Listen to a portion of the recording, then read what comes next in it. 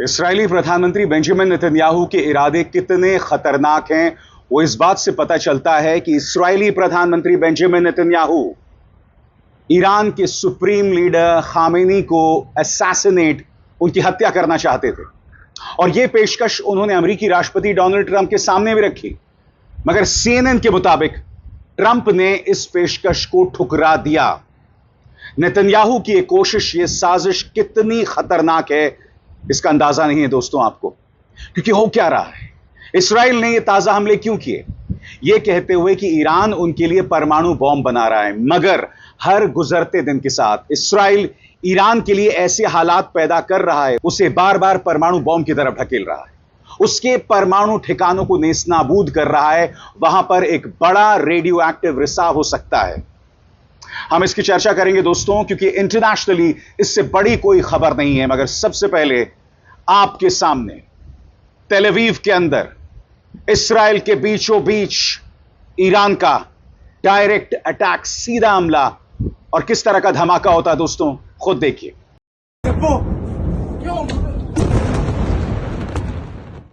जैसे मैंने आपको बताया दोस्तों, सुप्रीम लीडर खामेनी की हत्या की साजिश, इससे बड़ी कोई खबर इस वक्त नहीं है, उसकी हम चर्चा लगातार करेंगे। मगर अब मैं आपको एक नजारा दिखाना चाहता हूं। लेबनान में एक शादी हो रही थी दोस्तों, और शादी के दौरान लोगों ने आसमान पर ईरानी मिसाइलों को उड़ते हुए देखा इस्राएल की तरफ। देखिए लोगों में किस तरह का जश्न मनना शुरू हो जाता है, देखा जाए।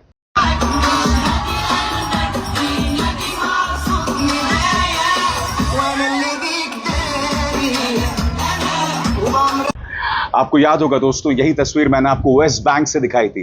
वेस्ट बैंक के अंदर भी लोग ईरानी मिसाइल्स को देख रहे थे और जश्न मना रहे थे, क्योंकि वेस्ट बैंक हो या गाजा, ये वो जगह है जहां पर 60,000 लोगों को बेंजामिन नेतन्याहू ने मौत की घाट उतार दिया। लेबनान वो जगह है जहां हजारों की तादाद में इस्राएल ने लोगों को मार दिया, और स्वाभाविक सी बात है वहां के लोग जश्न मना रहे हैं। और सबसे बड़ी बात, इस्राएल भी पलटवार कर रहा है, और एक के बाद एक पलटवार कर रहा है। खबरों के मुताबिक अब तक इस्राएल ने ईरान के अंदर 200 लोगों को मौत की घाट उतार दिया। ऐसा ही सुना आपने, 200 लोग, जिनमें अधिकतर औरतें और बच्चे हैं। और दूसरी तरफ ईरान ने 14 इस्राएलियों को मार दिया है, जिनमें कुछ औरतें भी। सबसे पहले मैं आपको बतलाना चाहता हूं कि ईरान ने जहां जहां हमला किया, निशाना कहां पर लगा। आपके स्क्रीन पर मिसाइलें कहां गिरी। ईरान पर जारी इस्राएली हमलों के बीच इस्राएल पर एक और नया मिसाइल और ड्रोन हमला किया गया है। पिछली बार की तरह इस बार भी इस्राएल की सख्त सेंसरशिप के बावजूद कुछ वीडियो सामने आने लगे हैं, जिनमें ईरानी मिसाइलें अपने टारगेट पर लगती दिख रही हैं। इस्राएली मीडिया ने बताया कि राफेल एडवांस डिफेंस सिस्टम की एक फैक्ट्री और बेन गुएरिन एयरपोर्ट को निशाना बनाया गया है। कुछ ही देर बाद ईरान के इस्लामिक रेवोल्यूशनरी गार्ड कोर ने एक प्रेस रिलीज में इस हमले की पुष्टि की और कहा, यह नए बदले का दौर है। जी हां, नए बदले का दौर। बेन गुएरिन एयरपोर्ट पर हमला, और उसी तरह से तेल अवीव या हाइफा बंदरगाह, जहां पर बाय द वे अडानी का 70% स्टेक है, 70% हिस्सेदारी है, वहां पर प्रहार किया गया है दोस्तों। इस वक्त ये टकराव बहुत ही निर्णायक दौर पर है दोस्तों, क्योंकि बेंजामिन नेतन्याहू ने स्पष्ट कर दिया है कि हम किसी भी कीमत पर इस हमले को नहीं रोकने वाले हैं। यह हमला दिनों नहीं, हफ्तों नहीं, महीनों चलने वाला है। अब देखना होगा इस संघर्ष में अन्य देश ईरान के पक्ष में या ईरान के खिलाफ किस तरह से जुड़ते हैं। और इस वक्त सबकी निगाहें रूस और चीन पर हैं। सबसे बड़ी बात, इस जंग को जीतने के लिए इस्राएल साम दाम दंड भेद का इस्तेमाल कर रहा है। जैसे मैंने बताया, साजिश थी ईरान के सुप्रीम लीडर खामेनी को मौत की घाट उतार देने की, और इस बात की पुष्टि सीएनएन कर रहा है। डोनाल्ड ट्रंप ने इस बारे में क्या कहा कुछ देर बाद। मगर दोस्तों, इन तस्वीरों को देखिए। यह तस्वीरें बतला रही है कि इस वक्त इस्राएल और आतंकवादियों में कोई फर्क नहीं है। तेहरान के अंदर मोसाद की क्या पहुंच है, यह इस बात से पता चलती है। मोसाद ने तेहरान के अंदर कम से कम 4 बड़े कार बॉम्ब ब्लास्ट कराए हैं। इस वक्त दोस्तों जंग चल रही है, मगर आप देख रहे हैं इस्राएल ने किस कदर घेराबंदी की हुई है। वो अंदर भी मौजूद है ईरान के अंदर, वो जब मर्जी और जहां मर्जी चाहे बॉम्ब ब्लास्ट करवा रहा है। हवाई हमले कर रहा है, जिनमें जैसे मैंने आपको बताया 200 लोग मारे गए हैं और इस खबर के मुताबिक कार बॉम्ब ब्लास्ट किए गए हैं। और जो खबरें मैं आपके सामने ला रहा हूं दोस्तों, पूरी तरह से परख कर, पूरी तरह से फैक्ट चेक करके आपके सामने पेश कर रहा हूं, ताकि आप तक झूठी खबरें ना फैलें। कार बॉम्ब ब्लास्ट के बारे में आर्टिफिशियल इंटेलिजेंस परप्लेक्सिटी से मैंने जानकारी हासिल की, और वो क्या कह रहे हैं आपके स्क्रीन पर। ईरानी मीडिया और इंटरनेशनल न्यूज रिपोर्ट्स के मुताबिक 15 जून 2025 को तेहरान में 5 कार बम धमाके हुए। ईरान की सरकार ने इन हमलों के लिए इसराइल को जिम्मेदार ठहराया। इन धमाकों में कई न्यूक्लियर साइंटिस्ट की मौत हो गई और शहर में काफी डर का माहौल बन गया। बहुत सारे लोग अपने घर छोड़कर भागने लगे। ये कार बम धमाके उसी वक्त हुए जब इसराइल ने तेहरान की अलग अलग इलाकों में एयर स्ट्राइक भी किए थे। इससे ईरान इसराइल के बीच टेंशन और बढ़ गई। तो कुल मिलाकर हाल ही में तेहरान में कार बम धमाकों की खबर पक्की है और ईरान का कहना है कि इसके पीछे इसराइल का हाथ है। सबसे बड़ी बात, इसराइल लगातार ईरान के परमाणु ठिकानों पर हमला कर रहा है दोस्तों, और इससे रेडियो एक्टिव रिसाव का खतरा जो है वो बढ़ गया है। दुनिया ने रूस के अंदर चेरनोबिल परमाणु हादसा देखा था। चेरनोबिल परमाणु हादसा जिसके निशानात आज भी मौजूद हैं, और यहां पर इसराइल ईरान के परमाणु ठिकानों पर हमला कर रहा है। उसे कोई परवाह नहीं है कि इस हमले में आम लोग मारे जाएं, औरतें बच्चे मारे जाएं। और सबसे बड़ी बात, इस हमले में उकसावे का काम किसी और ने नहीं, इसराइल ने किया है, क्योंकि इसराइल ने इन हमलों की शुरुआत की। परमाणु ठिकानों पर हमले को लेकर क्या जानकारियां मिल रही हैं आपके स्क्रीन पर। इसराइल ने ईरान के परमाणु ठिकानों को बनाया निशाना। इसराइल ने रविवार को ईरान के प्रमुख शहर इस्फाहान में भी हवाई हमले किए। ईरान के मध्य में स्थित इस्फाहान का कन्वर्जन प्लांट ईरान के परमाणु ढांचे का अहम हिस्सा है। इसके अलावा ईरान के अन्य शहरों में स्थित यूरेनियम की खदानों और अन्य प्लांट्स भी इस ढांचे का हिस्सा हैं। इस्फाहान के पास ईरान के कई बड़े सैन्य ढांचे भी हैं, जिनमें एक बड़ा एयरबेस और मिसाइल बनाने का कारखाना शामिल है। अप्रैल 2024 में भी इसराइल ने इस इलाके में एक एयरफील्ड पर हमला किया था और वहां मौजूद एयर डिफेंस सिस्टम को नुकसान पहुंचाया था। ईरान का कहना है कि इस्फाहान की ये सभी सुविधाएं सिर्फ शांतिपूर्ण कामों के लिए है, लेकिन इसराइल और कई पश्चिमी देशों को शक है कि ईरान इनका इस्तेमाल छिपकर परमाणु हथियार बनाने में कर रहा है। और आगे बढ़ने से पहले एक जरूरी संदेश, मेरे कार्यक्रमों के लिए आप नोटिफिकेशन का इंतजार मत कीजिए। मेरे चैनल में जाइए और खुद जाकर कार्यक्रम देखिए और रहिए अपडेटेड। और हां, ज्वाइन कीजिए मेरा चैनल। देखिए यह जरूरी संदेश। स्वतंत्र और आजाद पत्रकारिता का समर्थन कीजिए, सच में मेरा साथी बनिए। बहुत आसान है दोस्तों, इस ज्वाइन बटन को दबाइए और आपके सामने आएंगे ये 3 विकल्प, इनमें से एक चुनिए और सच के इस सफर में मेरा साथी बनिए। क्या कहना है ईरान का अपने परमाणु बॉम्ब के बारे में? जी हां, इस संघर्ष के बीच भी वहां के एक बड़े सैन्य अधिकारी सामने आए हैं और वो कह रहे हैं कि ईरान परमाणु बॉम्ब नहीं बनाना चाहता है। इसराइल चाहे जितना भी उकसावा कर ले, वो मैं आपको सुनाऊंगा दोस्तों, इंतजार कीजिए। मगर जैसा कि कुछ देर पहले मैंने आपको बताया था, इस वक्त की बड़ी खबर यह है कि ईरान के सुप्रीम लीडर खामेनी को मौत के घाट उतारना चाहते थे बेंजामिन नेतन्याहू। उन्होंने लंबी चौड़ी बातचीत ट्रंप से भी की, मगर CNN के मुताबिक ट्रंप ने इसे खारिज कर दिया। ट्रंप जैसा शख्स भी समझ गया कि अगर इसराइल ने ऐसा किया तो पूरे इस्लामी दुनिया में इसका क्या असर पड़ने वाला है। और सबसे बड़ी बात, आपको यह भी समझना पड़ेगा कि बेंजामिन नेतन्याहू यह क्यों करना चाहते हैं।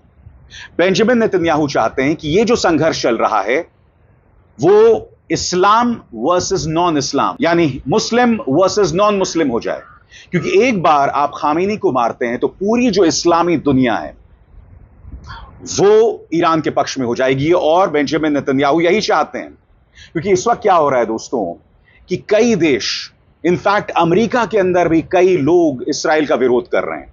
मगर जैसे ही आप एक बड़े इस्लामिक नेता को मारेंगे, एक बड़े इस्लामिक धर्मगुरु को मारेंगे, तो पूरा मुस्लिम ब्रदरहुड वो ईरान के पक्ष में आ जाएगा और यह मामला और गंभीर हो जाएगा। इसराइल यही चाहता है, नेतन्याहू यही चाहते हैं। और इस बारे में CNN क्या कह रहा है आपकी स्क्रीन पर। ट्रंप ने हत्या की साजिश ठुकराई। CNN को 2 अमेरिकी अधिकारियों ने बताया कि अमेरिकी राष्ट्रपति डोनाल्ड ट्रंप ने इसराइल की उस योजना को खारिज कर दिया जिसमें ईरान के supreme leader Ayatollah Ali Khamenei को मारने की बात थी। हालांकि इस्राएली प्रधानमंत्री नेतन्याहू और उनके प्रवक्ता ने इस तरह की किसी भी योजना से इनकार किया। मगर डोनाल्ड ट्रंप जो कुछ दिनों पहले धमका रहे थे ईरान को और ये कह रहे थे कि ईरान को बातचीत की मेज पर आना चाहिए, हालांकि वो ये नहीं बतला रहे थे कि भाई एक तरफ आप ईरान पर हमला कर रहे हैं और दूसरी तरफ आप ये कह रहे हैं कि बातचीत की मेज पर आइए, ऐसा कैसे होगा। अब ट्रंप ने एक और शिगुफा छोड़ा है। उनका यह मानना है कि ईरान और इसराइल के बीच में समझौता हो जाएगा। क्यों होगा, कैसे होगा, कोई नहीं जानता।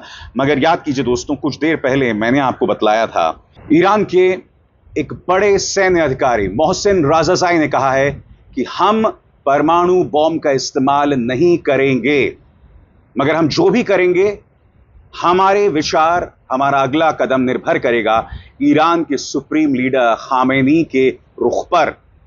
मोहसिन राजाई ने क्या कहा मैं आपको पढ़ के सुनाना चाहता हूं और फिर मैं आपको पूरा बयान सुनाऊंगा उनको।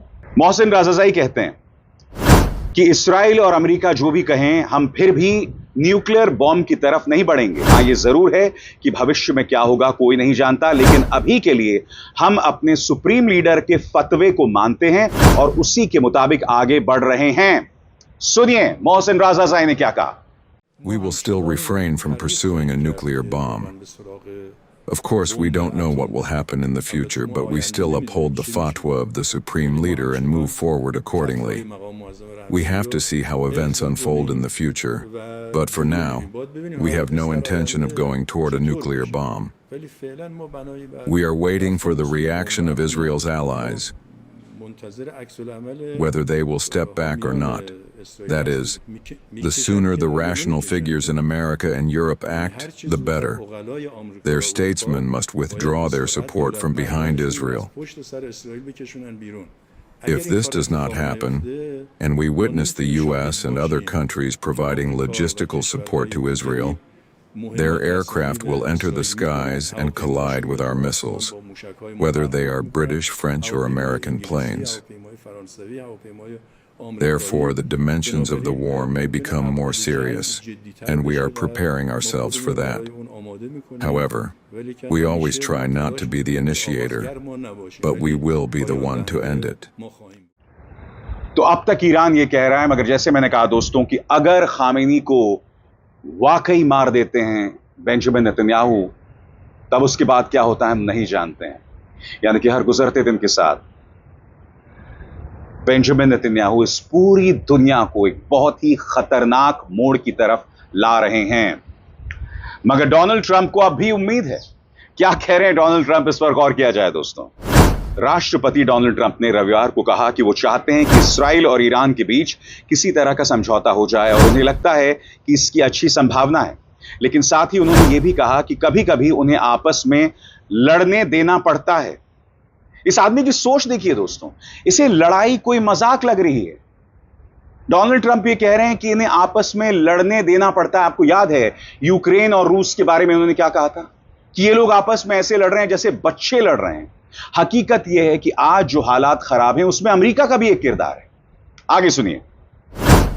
जब उनसे पूछा गया कि वो इस बढ़ते टकराव को कैसे शांत करेंगे, तो ट्रंप ने कहा उम्मीद है कोई डील होगी। मुझे लगता है वक्त आ गया है किसी समझौते का, देखते हैं क्या होता है। लेकिन कभी कभी उन्हें लड़ने देना पड़ता है। व्हाइट हाउस के बाहर G7 समिट के लिए रवाना होते समय ट्रंप ने दोहराया, मुझे लगता है कि डील होने की अच्छी संभावना है। ट्रंप ने यह भी कहा हमारी ईरान से बहुत अच्छी ट्यूनिंग है और उन्हें लगता है कि ईरान और इसराइल के बीच भी एक दूसरे के लिए अच्छा सम्मान है। यह आदमी किस दुनिया में रहता है? यह व्यक्ति कह रहा है कि ईरान और इसराइल में एक दूसरे के लिए अच्छा सम्मान है। इसराइल उनके धर्मगुरु को मारना चाहता है।